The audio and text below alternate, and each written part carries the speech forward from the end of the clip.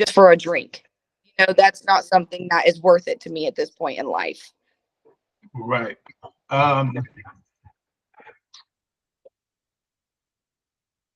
need to do something real quick with you. I know this is going to be a little frustrating. I'm not sure if that got recorded. So I know one thing: your butt stuff didn't. Yeah, hopefully. I don't think they got recorded. I want to do this, and we'll just do it really quick. We'll do it really quick. I'm sorry. We'll do it really quick. No, that's okay. Let's do this. Let's do this, and that way you can answer it a little differently. Okay. When we first met, you were at a place and you wanted to make changes and you were working your butt off. I remember that. Mm-hmm. And you were excited about working, even though there wasn't changing happening. You were still pretty excited, I was like, wow, I'd be pissed off by now. Hey. You still had that energy, which is good. What do you think? What's the difference? How about this? What's the difference between your mindset then and your mindset now? That's a good question. I think a lot of it, one, has been learned. I think the mental toughness side is huge. I think my mentality then was more of, I need to come to the gym and I need to be in here for as long as possible. And if I don't feel like I have died by the end of this workout, I didn't put out enough. And now I think knowing the type of training I need to do, how heavy I need to go, finding my why, finding my to failure, like finding all of these things that I don't think I knew necessarily what to look for in the beginning, but learning those things even on a diet standpoint. I was counting macros. So even with the macro thing, okay, I would save up macros all day so that I could eat pizza at night. Like, that doesn't make any sense. But in my head, oh, I'm hitting my macros and I'm following this program, so this should be working. Instead of thinking, okay, I need to give my body the correct food it needs to fuel myself to be able to get through this workout the way I need to lift. So I think even changing the way I look at food and then the way I look at my workouts have both changed drastically. And what's the difference? Well, you, for one, duh. You, like, just teaching me, like. Well, then do that. Talk about what you can speak to this, and even though I've been around the whole time, I can't even speak to it. Mm-hmm. What happened? Like, you went from thinking a certain way. We had conversations. We had a lot of conversations over the last few years. Yeah. What conversations hit home the most that you feel like this right here was big, this right here was big, this I struggled with and I understand now, that kind of thing? Got you. So then I definitely struggled with being able to say no.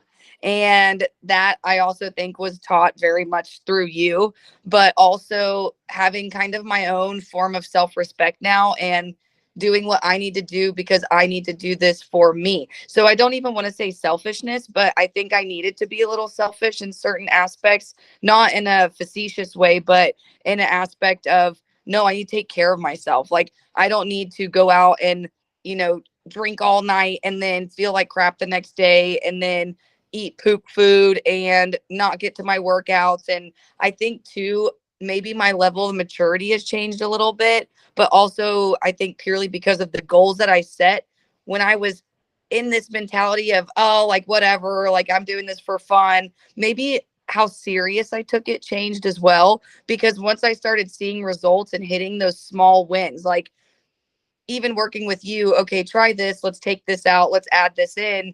Whenever we played that throughout my process, me seeing, okay, if I do this, this happens. If I do this, this happens. Me being able to see and recognize those things over time, I think really changed my mental standpoint on where my goals were and how oriented I was to meet those goals, because I wasn't playing around anymore. And I think me kind of messing around for so long helped that, because I had jacked around for so long that I was like, I'm done doing that. Clearly this doesn't work.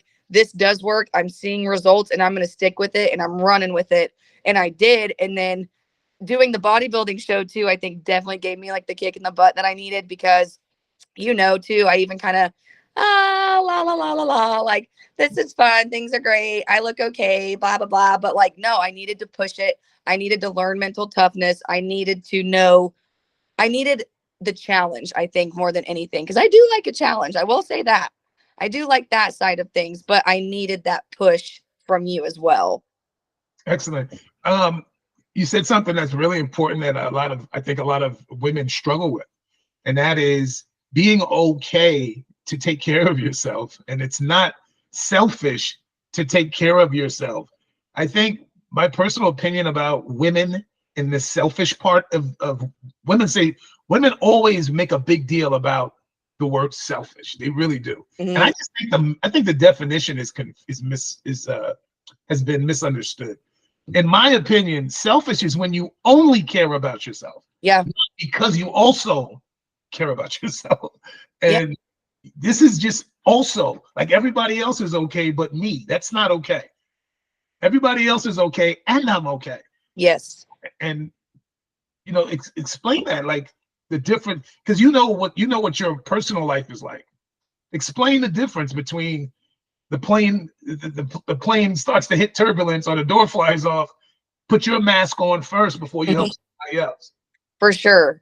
What women tend to do is put everybody else's mask on and then they pass out from the pressure in the cabin. Exactly. No, that's very true. And I think it's almost needs to be put in the term of like self-care versus selfishness, because it's fine for me to take time to come to the gym and do what I need to do. It's okay for me to not want to eat cake or, cookies on the regular. Like, it's okay for me to not, there's honestly so many aspects. Even if I'm like, I need to take a hot bath and go to sleep, even though 4 people want me to go out that night, it's okay for me to say, no, I don't want to do that. Y'all do your thing, because I want to do this for me, because I need that. Like, I need a massage today. Like, my muscles are tight. I need that. But whereas before it's just like, oh no, I'm worried about everybody else and their needs and their expectations, rather than taking a step back and actually taking care of myself. It is all, at the end of the day, taking care of yourself. I don't think there's anything selfish about it. Whereas before I would have been, oh, well, I'll skip the gym today so I can do XYZ. Or like, oh yeah, I'll go out to eat here, knowing damn well I'm not going to eat right. Like that, those thoughts don't even cross my mind now. And I think people get used to it the more that I do it. Everyone knows now at this point, I'm not going to do this, I'm not going to do that, because I want to be home, or I want to be in bed, or I want to eat right, or I don't want to go drink. Like, there's just so many different, I think, aspects. And then people even start to understand. And I don't want to say maybe they jump on wagon with you, because a lot don't, but the ones that do, those are the homies. Like, those are the ones that stick with you. Those are the people that support you the most, because they're the ones that are there for you, supporting your goals, not trying to tear you down and make you feel bad or project their own shit on you. It's just you taking care of yourself, and they have a common respect for that, and you respect them in the same manner. Let me ask you this. I actually like this a little bit different than the questions I sent you, because you are a little more down the road than a beginner. So this is like really, if someone's listening to this, this is, in my opinion, this is when you start to ascend. Like, you're not there yet. You're not there yet, but you're ascending. You're ascending. And I think it's important for people to know, like, how many conversations have we had where I got to, get you off the rooftop, get you out of the bucket of Haagen-Dazs ice cream. And then, all got those low points, everybody has bad days. Like, that is part of it. But I think that's also, like, there's beauty in that, because you don't really appreciate the good as much, because we're all going to hit a low, whether it be from nutrition or giving into weakness or feeling guilty or feeling shameful. Like, we're all going to hit that point eventually, because you can't be perfect all the time. You can try your hardest, but it doesn't mean it's going to happen. So I think too, learning how to come out of those ruts and actually get back on that up and up, and how to believe in yourself and almost pump yourself back up, and the mind, like the self-talk, like, no, you got this, everything's fine. Like, and one huge thing that I've learned from you too is you can't control it. and you got to go with the flow. Like I live by my calendar. And if something in life comes up and messes up my calendar, I'm a freaking nutso. I just freak out. I spiral like, oh no, now this is messed up and now this is messed up. Instead of just, okay, something came up, no big deal. We're just going to deal with it, move on to the next thing. Like we're just rolling through life instead of being so like, I guess, anxious about, oh, but I have to do this. And if this isn't perfect, and this isn't like basically just chilling the hell out. Like I know I need to chill out, but I've learned a lot of that even from you and just trying to like roll with the punches and just do what I can when I can do it. Good for you. Good. Because that's not a bodybuilding thing. That's not a competition thing. That's just period. Yeah, period. But it took me this long to learn it. It took me until I'm actually in prep and then I catch myself spiraling in these ways and then talking to you and you being like, okay, calm down. Like everything's fine. Like, okay, just move some things, just having to learn how to process when things come up like that because it does freak me out sometimes and I still have to check myself. And they're going to come up. Yeah. They're going to come up. They're not. What is my favorite saying? There's never going to be a day when the whole world stops so Bailey can get ready for something. Yes. Like, but that's nice though. Okay, Bailey's getting to do a contest. Everybody. Time, pause, and then we're good. Oh, Bailey. Yeah, I wish. But no, it doesn't happen like that. But again, it's something that I had to learn. Like it's learned. I've been like this my entire life, but now I'm having to learn how to kind of reverse those things.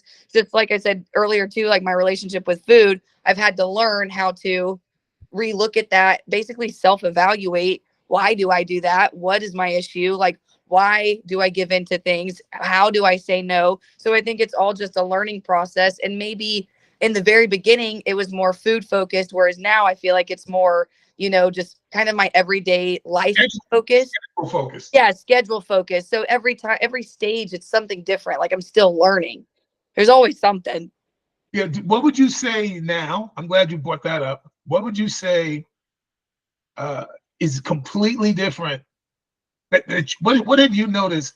I used to be this way. That's gone. I used to be this way. That's gone. Like, thank God that's gone. What would you say if you could think of anything that you're so happy that you figured that one out? I hope I can say this, but I was wild, like just untame, like I needed to take it down a few notches. Like I don't want to say it was like reckless, but like I was a little reckless, like whatever, like too carefree, even though I had all these responsibilities, but I would just be like, whatever, like tomorrow's a new day. Whereas now I'm actually like conscious of things and like responsibilities that need to be done. Hence why I think I get a little uptight with my schedule because I am so serious about making things happen. So I think I am very thankful that I am just chill. Like I am not out partying and eating like crap and saying, oh, I don't care, but really I do care because then I feel like crap the next day. So I will say that is probably my biggest thing is just like peace, like peacefulness. I think peacefulness and of course like the self-care is a huge thing. Would you use the word you're more honest? Yeah, absolutely. Yeah. Honest with myself too, not even just Yeah. recognizing things. What's that word too? Accountable. Self-reflecting, yeah, like accountable. Yeah, you're more of a mirror look. You're more of a mirror watcher than you were in the past. Yeah. You look at yourself and you evaluate yourself. Yeah. And then I look back and I'm like, Bailey, I cannot believe you acted like that. Like what is wrong with you? Yeah. Learn, learning process. Yeah, it's called emotional intelligence. Yeah, you're right. And a lot of people don't understand that everything that holds them back is them. Like no one's holding you back but you. Oh, I was my own worst enemy, honestly. Your past isn't holding you back. You constantly looking in the past is what's holding you back. Mm-hmm. Yeah, your past happened, but it happened 20 years ago, happened 10 years ago, happened 5 years ago. And I don't care what it was still 5 years ago. Yeah. It's not happening now unless you make it happen right now, unless you keep the emotions of when it happened. Mm-hmm. So, I mean, I've seen this. I've seen you start to, like the other day, I was talking to somebody and they mentioned something like that was freaking out. But then when I was talking to you, you weren't. So it seems to me like you're at a point now where you'll freak out, but then you can check yourself and fix yourself. Big time. Big time. And it's almost like I can feel it. Like whenever I start to get in a mood where I'm like kind of antsy or uptight, or I'm just like, WTF, like blah, blah, blah. But then I'll stop and be like, all right, can't do anything about it. This is what's going on. I literally have this like thought process through my head. Like, this is what I'm going on. Can I do anything about it? No. What can I do? Okay, if I can do something, I'll do those things. If I can't, well, guess I'll just show up and see what happens. Like, it is what it is. I do get overwhelmed, but that's too, again, when I have those thoughts of like, can you do anything about it? No. So why are you freaking out? Okay, can't do anything. And then I check myself often, like, all right, chill out. Everything's fine. Like, you'll be good. And I have to have those conversations with myself like a crazy person, but it cools me down. And then I do. What's really funny is what you just said. You said like a crazy person, but the truth is, before you were the crazy person. Yeah, like, you know what? I was definitely crazy. You were just reacting to everything you were just reacting to everything, and it was always a poor reaction. Yes. Yeah. Oh, when something, instead of going, okay, stop for a second. Because I tell people, anytime when things get crazy, you have to calm down, not ramp up. You have to calm down. And like that's a conscious decision. Like if you look at the Navy SEALs when they were in the water and they got that log and if you panic there, you're gonna die. Done. You're gonna sink. You have to actually go, okay, the water's gonna rush in my face every 2 seconds. I'm just gonna prepare for that. Mm-hmm. Just go out. And as long as I don't panic, I'll get through this. True. You have to actually calm everything down. And that's why a lot of times when you would have those moments, don't you know I never got excited with y'all? Yeah, why? I never got excited. Even when you were behind on your training for this show and you weren't where I wanted you to be. Yeah. I never panicked. I did enough for the both of us. But the reason I didn't panic is because I'm like, I can't panic too. Because if I panic, it's over for her.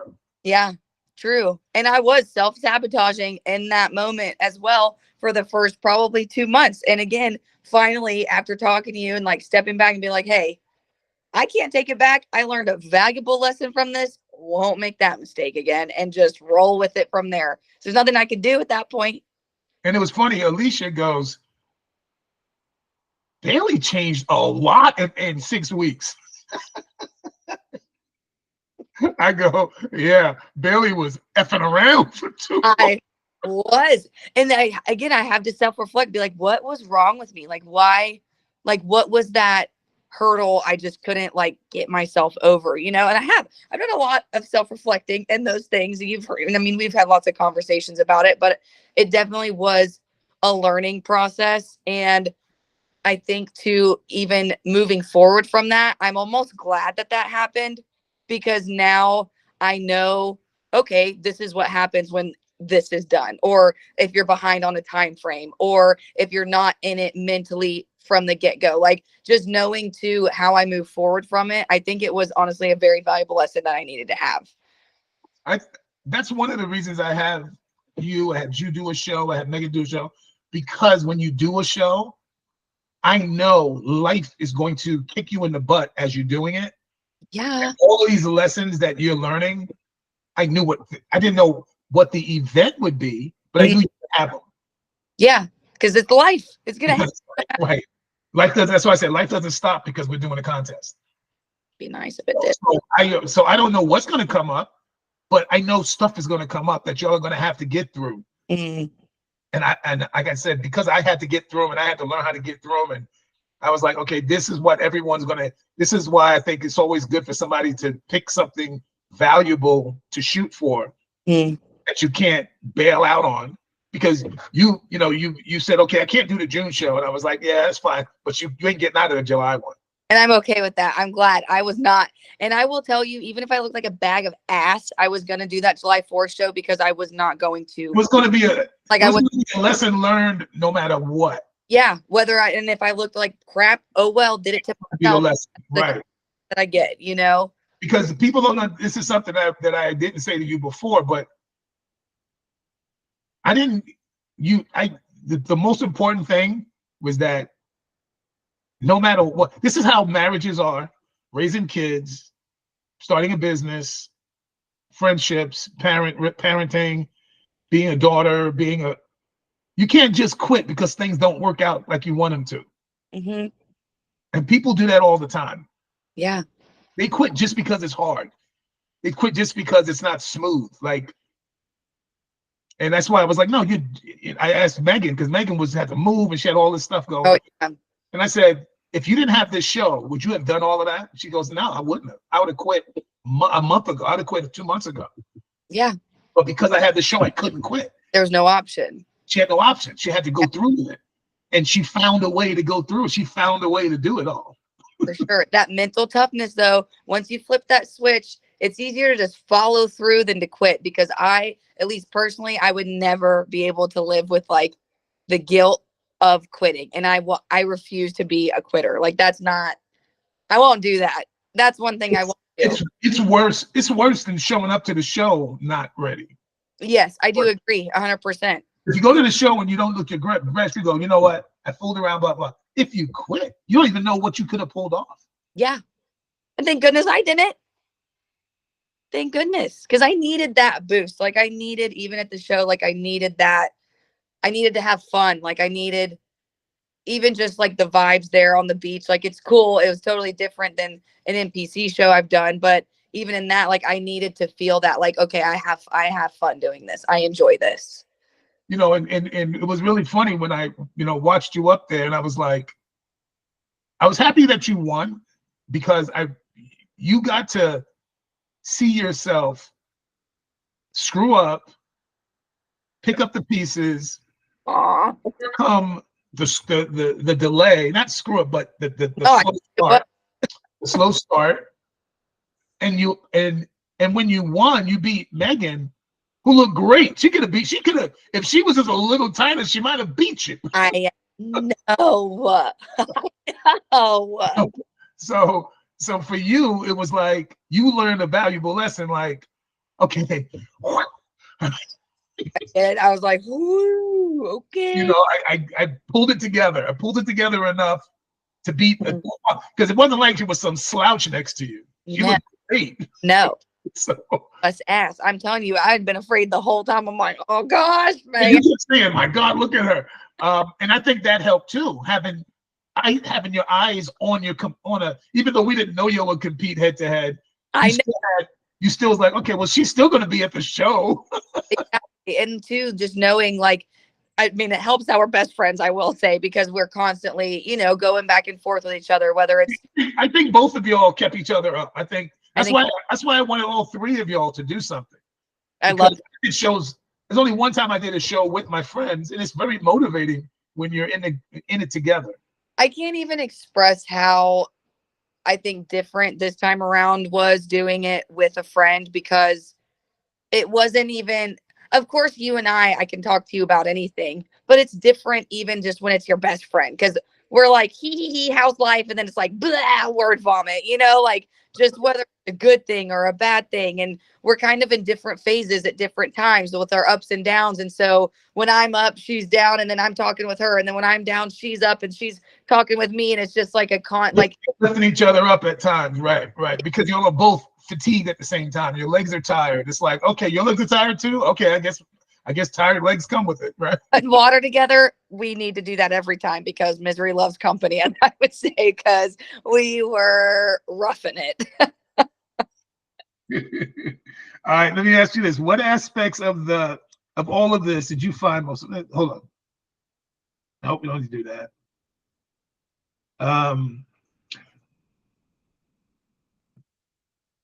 What would you recommend as far as my program that I do? Mm-hmm. Why would you recommend that to people, and why? Well, absolutely, because it changed my life. Like, and I know that's such a broad like spectrum to say, but genuinely it changed my life. It changed my life, which then bled into my relationship and my marriage for the good, which bled into my friendships, which was for the good, which bled into my career, which was for the good. I quit my job and bought a gym, and I love it. And it's just so many aspects. Like, even in my family, it's bled into that. Like, my family is living healthy lifestyles. Like, I think again, I just can't even, saying it changed my life is like an understatement, because it really did go over every single aspect of my life. And again, I'm still learning and I'm still growing from it, but I wouldn't be where I am now if I wouldn't have done it. Like, just learning, again, my relationship with food, just my overall well-being, my, you're like my therapist too, first off. So I can always come to you for anything, whether it's fitness, health related or not. It's just your knowledge is so consistent and so broad that it helps in so many different aspects of my life that I mean, I would never be able to have a single bad thing to say, like, ever. Thank you. I mean it. I would not be here if it were not for you. And uh, all my credit goes to freaking you. All of that. That was as much your win as it was mine. Okay. Well, thank you. Um, so, and I'll ask you this last one because it was something I said to you from the very beginning, and I'll let you finish it with this. Do you remember what I said to you about doing the contest? The That, very first time? whenever you're like, you need to get your ass in gear, we're Oh, doing it. not that part. I don't really care if you win. It's the Oh, human yes. you will become Yes. during the process. Yeah. It's the journey. You always said it's the journey. It It's the is the journey, because it's so much learning throughout it, and it's such a test. Every single day is a test. And I think I've told you this before, like, sometimes I feel like I'm in like AA, because I'm just like, one day at a time, one day at a time, one meal at a time, one workout at a time, just taking every day, day by day. Because if I'm worried about out here, I'm never going to be able to worry about what's in front of me. So yeah, you're 100% right. And it's all the journey, and it's the learned.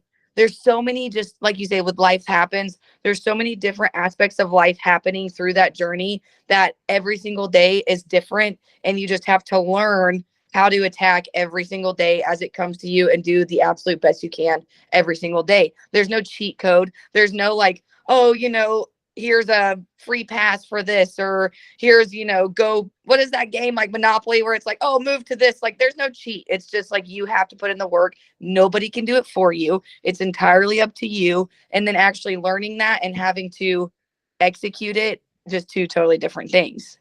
And let me ask you this one more. I thought about this as you were talking. Can you explain the difference from your perspective and what you know about motivation, commitment, discipline? Because a Yeah. lot of people say, I need motivation. No, Okay, go ahead. no. Motivation. Not motivated every day. Okay, let's be real. I'm motivated maybe 2 days of the week. Okay, like, let's be real. If someone says I'm motivated every day, they're lying, because that is not true. You cannot tell me a human wakes up every single day like, I'm in a great mood, ready to attack the day. Like, no. So when you don't have that motivation, you have to have dedication and be committed to what you're doing. And if you don't have that commitment of, no, I have to do this because I have this expectation of myself, or I'm trying to hit this goal, it's not going to happen. So I think the commitment side, like, you have to be so committed to it, and you have to be dedicated to it. And Discipline to it. Discipline. yeah, you didn't have that discipline of, even though I don't feel like it, I'm going to get up and I'm going to do it. And that's every single day. That's every single meal. That's every hour of the day in general. Like, I just have to be disciplined. Like, what am I doing right now? Okay, I need to get work done, and then I need to eat, and then I need to do cardio, and then I need to eat, and then I need to lift. Like, you just have to be so like regimented as well. And I think, again, that's just learned over time, because we're not motivated every day. There's just no way. I don't think it's humanly possible. But if you have the discipline, you have the commitment, it's going to happen because you're going to make yourself do it. And then that's when you see those like small wins. And then later on, you look back, you're like, thank goodness I did that. Yeah. Hallelujah. After, you look how hard all of that was and how tired you were a month ago. And now today you're looking back and you go, wasn't that bad? I said that when we cut water. I came back to the gym and everyone's like, yeah, like, how was the no water cut? And I was like, I think I blacked that out from my first prep because I do not remember it being that bad. I think I just blacked it all out. I'm like, that is so brutal. I forgot. Like, I forgot about it, how bad it is. But I feel great now. Then I'm like, let's do it again. Yeah. And one more thing when it comes to this other word that I think is used a lot and misunderstood a lot, and that's accountability. I hear a lot about, accountability coach and all that. I never asked you this, so I'll ask you what you think. Accountability. Can I hold you accountable, or do you have to hold yourself accountable? I think a lot of it is on yourself.